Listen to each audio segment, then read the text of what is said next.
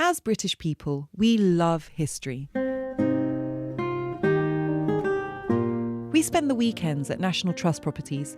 We teach our primary school children songs about Henry VIII and the gruesome means with which he dispatched with his wives. No lady writes to a newspaper. We watch Poldark, Downton Abbey and The Crown in our millions. Churchill remains omnipresent, deified almost, in movies, speeches and the public imagination. We shall fight on the beaches.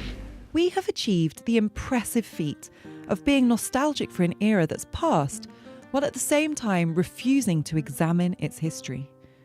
Why is Britain so nostalgic? Is it our attempt to make sense of a world in which our role and influence has dramatically changed? Mrs. Poldark?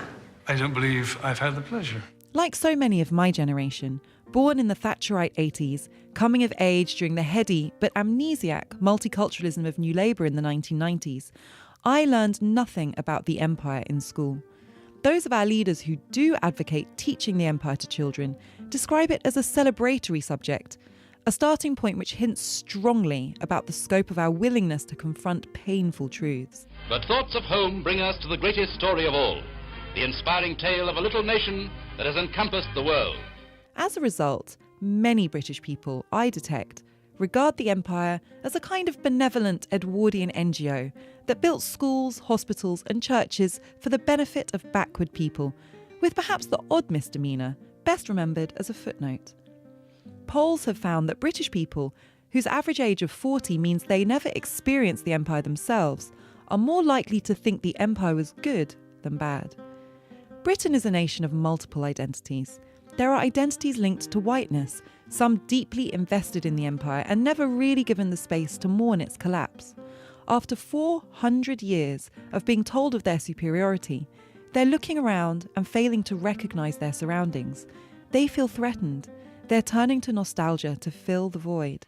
One of the smallest countries on the map is responsible for the mightiest commonwealth of nations in history.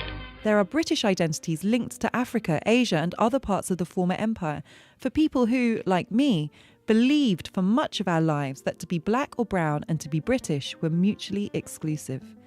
Our histories have been intimately connected with these islands for just as long, but it's in raising these alternative versions of events that the true fragility of Britishness is revealed. The instinct is to demonise, to accuse of being unpatriotic, told to go back to where we came from. The United Kingdom and the Dominions, India, the numerous colonies and dependencies. There is everything in between. But instead of doing the work of looking at how this history has created our racialised reality, we prefer to say we don't see race, we don't see colour. In doing so, we are saying we don't see history. Nostalgia, when the concept first emerged, was initially regarded as an illness. Now it is chronically underestimated as a political force, a force which, it's been said, lies at the very core of the modern condition. These days, it's treated with an appeal to a glorious imperial past and an immigration-free future, a fantasy that never did and never will exist, and threatens to infect not just individual identities, but Britishness itself.